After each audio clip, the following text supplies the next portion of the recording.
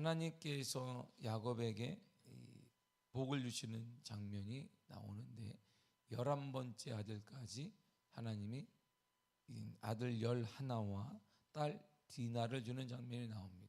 그리고 12번째 아들 얘기는 후에 나오게 되잖아요. 그러니까 지나칠 정도로 하나님이 복을 주세요. 그런데 이 지나침이 절제가 없는 지나침은 부족한 것보다 못하게 됩니다. 야곱에게 하나님이 큰 복을 주셨습니다. 레아와 야곱을 통해 큰 민족을 이룰 수 있는 기반도 주님이 주셨습니다. 그래서 레아는 네 아들을 낳았어요. 루벤, 시므온, 레위, 유다까지 낳았습니다. 유다 지파까지 낳았어요.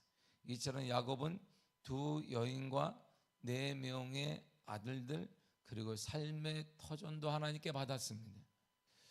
그런데 라헬에게는 자녀가 없는 거예요. 그녀는 언니 레아가 아들들을 낳는 것을 보고 시기했습니다. 그래서 야곱에게 아들을 낳을 수 없다면 죽을 수밖에 없다 협박을 하게 돼요. 나는 죽을 수밖에 없다. 1절이잖아요. 대단한 거예요. 나를 죽여라. 못 살겠다 이런 거잖아요. 협박도 하고 비탄한 마음을 전하니까 이에 야곱이 이렇게 말합니다. 2절 한번 다 같이 읽도록 하겠습니다. 시작. 야곱이 라헬에게 성을 내어 이르되 그대를 임신하지 못하게 하신 이는 하나님이시니 내가 하나님을 대신하겠느냐. 아멘. 자, 생명은 하나님께 있는데 내가 하나님도 아닌데 나보고 어떻게 하라는 거냐 이런 말이에요. 응? 내 아들 하나 못 얻었다. 그러니까 내가 죽어야지 그러냐? 죽어야 끝나겠다. 야 정말 아들이 없다. 뭐 했느냐 막 그러니까 야곱이 내가 하나님이냐? 생명은 하나님의 것인데 내가 하나님을 대신하겠냐? 그 일은 나는 절대 할 수 없다 이렇게 얘기를 해요. 그랬더니 경쟁심이 그때 일어나는 거예요. 분노도 일어나고 언니도 이겨야 되겠고 그래서 라헬은 자신이 내가 낳을 수 없다면 좋은 방법이 있다. 그녀의 여정을 통해서라도 낳으면 되지 않느냐. 그래서 여정 비라를 야곱에게 줍니다. 그랬더니 두 아들을 낳아요.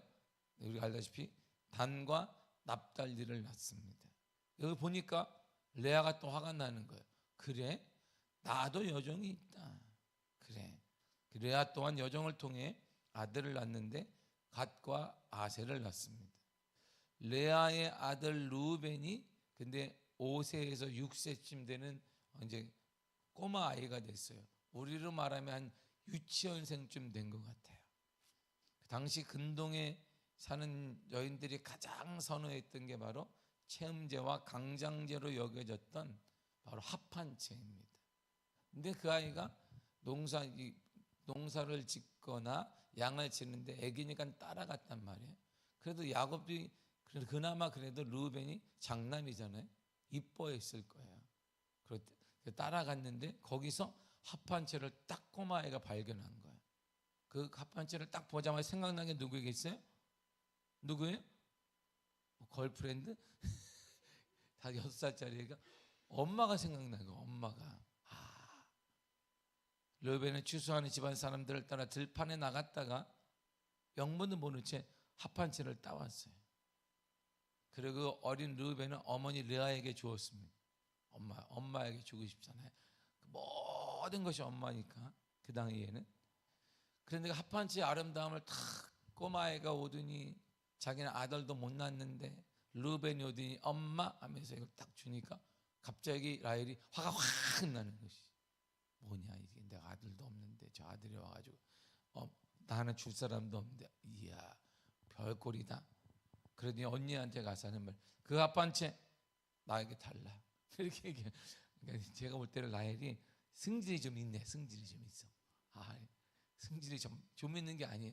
아들이 없다고 뭐라 하면 아들을 낳았으면 좋겠습니다 이렇게 얘기해야 되는 건데 내가 죽게 생겼다 나를 죽여라 이렇게 얘기하잖아요. 그러니까 야곱이 할 말이 없으니까 내가 하나님이냐 하나님이 여보 내가 하나님이야 정신 차려 이렇게 얘기 안 했을 거야. 내가 볼 때는 여보 내가 하나님이야 나 아니야 나 막 그랬을 거야.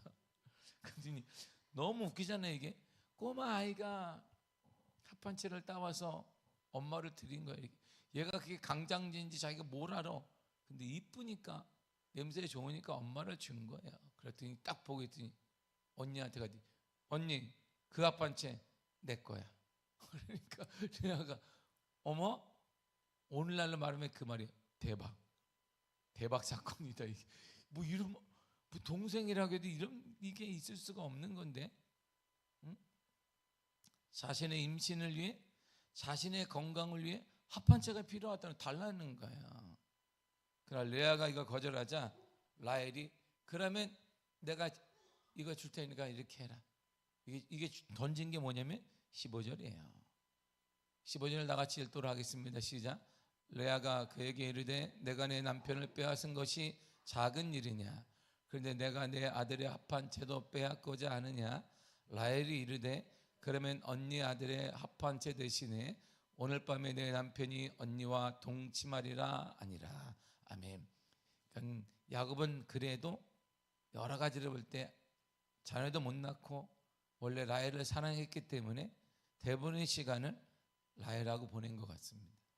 그랬더니 레아가 하는 말이 못 준, 내 아들이 준 건데 어떻게 하냐? 못 줘. 그러니까 그러면 남편 가져가라. 이게 라헬이 보통이 아니에요. 이게 합판치 하나 없겠다고 그거 가져가요. 그게 바로 남편이에요. 야곱입니다. 야곱. 성경에 이렇게만 해야 돼. 야곱 가져가라. 가져가. 그러더니 야곱을 데리고 와서 그래서 레아가 야곱과 동침을 하는데 이사가를 낳습니다. 그리고 다시 임신하여 스불론을 낳습니다. 그리고 다시 임신해서 유일한 딸 디나를 낳습니다. 그제서야 그다 난 다음에 라헬의 임신의 문이 열려서 요셉을 낳아요. 이처럼 야곱 집안은 잘 보세요. 합한채 하나 때문에 가져가. 이 성적인 게 이런 정확한 관계를 맺음으로 문란하단 말이에요. 타락했습니다. 그런데요, 놀라운 일이 있어요. 꼬마 자녀들이 있어요. 아이들이 그걸 계속 엄마 아빠 하는 거 보는 거예요. 이렇게 뭐야? 합한채 하나 때문에 저렇게 이 아이들이 말은 못했지만 보는 게 있습니다. 자녀들의 눈은 어떻게 비쳤겠어요? 그러더니 이런 일이 일어난 거예요. 그래서 창세기 35장 22절입니다. 시작. 이스라엘이 그 땅에 거주할 때에 르벤이 가서 그 아버지의 첩 비라와 동침함에 이스라엘이 이를 들었더라. 야곱의 아들은 12이라. 아멘. 보세요. 아버지의 첩, 어머니 격인 비라와 동침을 합니다. 왜? 자연스러운 거예요. 왜? 어릴 때 늘 그렇게 봐왔다 이러면 어릴 때부터 별거 아니구나 성적인 게 이렇게 봐서 왜? 누가 르벤이 잘못했다? 부모예요. 부모. 야곱이 레아를 통해 얻은 첫 번째 아들이 르벤입니다. 첫 번째 아들에 대한 게 있어요. 모든 사람에겐 그렇잖아요. 첫 번째 아들. 그래서 늘상 첫 번째라면 막 똑바로 키우려고 애들을 똑바로 막 걷는 것도 똑바로, 연필 짓는 것도 똑바로, 글씨도 똑바로 막 이렇게 키워서 완벽하게 키우려고 하는데 키워보니까 대로 안 되는구나. 둘째부터는 놔두니까 얘가 막 잘하게 살잖아요. 첫 번째 아들, 그러니까 야곱에게도 이 루벤의 아들은 보통 아들은 아닌 거예요. 첫 번째로 자기가 낳은 아들이에요. 자기 성을 가진 아들이 나왔단 말이에요. 얼마나 이뻤겠어요? 근데 루벤이 야곱의 첩, 우리가 말하는 어머니 격인 비라와 동침하는 일이 일어났어요. 이들의 눈에 비친 부모 세대의 모습이 바로 이런 거야. 어릴 때부터 합한채 하나 때문이라도 당하죠. 뭐해라 자라 뭐하라. 이걸 아들이 계속 본 거예요. 그 당시에 그 문화, 집안의 문화를 모았습니다. 성적인 타락과 문란을 모았습니다. 마찬가지로 우리 자녀 세대, 다음 세대 현재 모습은 우리 세대의 모습을 반영하는 거예요. 이것은 우리 세대의 모습을 그대로 보고 자라서 지금 나온 것입니다. 그들이 하나님을 두려워하는 경외심이 없다는 것은 부모 세대가 그렇게 살아왔다는 것입니다. 그 모습은 전혀 다른 게 아니에요. 내가 그렇게 살았더니 그 모습을 그대로 보고 있는 거예요. 우리 집안에 이렇게 살았더니 그녀를 그대로 보고 있는 것입니다. 자녀들의 모습은 절대 어느 순간에 확 나온 게 아니에요. 친구의 영향을 받고 대부분의 시간은 우리 아이들을 보세요. 가장 많은 시간을 가정에서 보낸단 말입니다. 그 자녀들의 지금 삶은 그들의 모습은 우리의 모습을 반영하고 투영하는 것입니다. 어느 순간에 나오는 그러한 모습이 아니에요. 그런 모습이 자녀들에게 그대로 비춰지기 때문입니다. 그런 우리에게 자녀 회복이 일어나야 된다. 다음 세대가 일어나야 된다. 그보다 먼저 할 일이 뭐냐면 부모 세대 회복 운동이 일어나야 되는 거예요. 우리 세대의 믿음의 회복이 일어나야 합니다. 신앙 회복이 일어나야 되고 기도 회복이 일어나야 되며 회개 회복이 일어나야 되며 헌신 회복이 일어나야 합니다. 우리가 먼저 시작돼야 돼요. 절대 바뀌지 않습니다. 내가 바뀌지 않았는데 자녀가 바뀌고 내가 바뀌지 않는데 넌 똑바로 해. 나는 그렇지만 너는 그렇게 살면 안 돼. 천만의 말씀입니다. 그렇게 변화되는 게 아니에요. 어떻게 그렇게 했겠어요? 야곱이 그렇게 사랑했던 맏아들 르우벤이 어떻게 그럴 수 있겠어요? 왜? 늘상 봐왔어. 이게 자신의 합반채, 어린아이가 합반채 하나 줘서 엄마 주려고 따는데 이것 때문에 아빠의 잠자리가 바뀌어. 별거 아니구나. 어릴 때 암암리에 그의 머리에 각인되는 거예요. 그러니까 커서도 이런 일이 일어나게 되는 것입니다.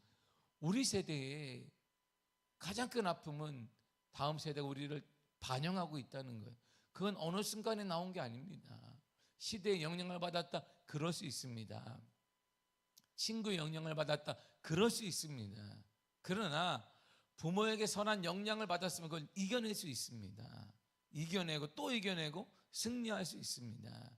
가장 큰 영향의 근본은 하나님이 우리 자녀들에게 주신 가장 큰 선물은 바로 부모라는 선물이에요. 여러분이라는 선물입니다. 우리가 바로 서야 회복운동이 일어나면 자녀 세대, 우리 다음 세대가 회복될 수가 있다는 것이에요. 그러므로 우리의 기도의 초점은 지금 이제 우리의 가슴을 치며 우리가 회복되도록 기도해야 되는 것입니다. 여러분들의 신앙이 회복되기를 바랍니다. 우리의 삶이 회복되어야 합니다. 우리의 영성이 회복되어야 돼. 우리의 기도가 회복되어야 됩니다.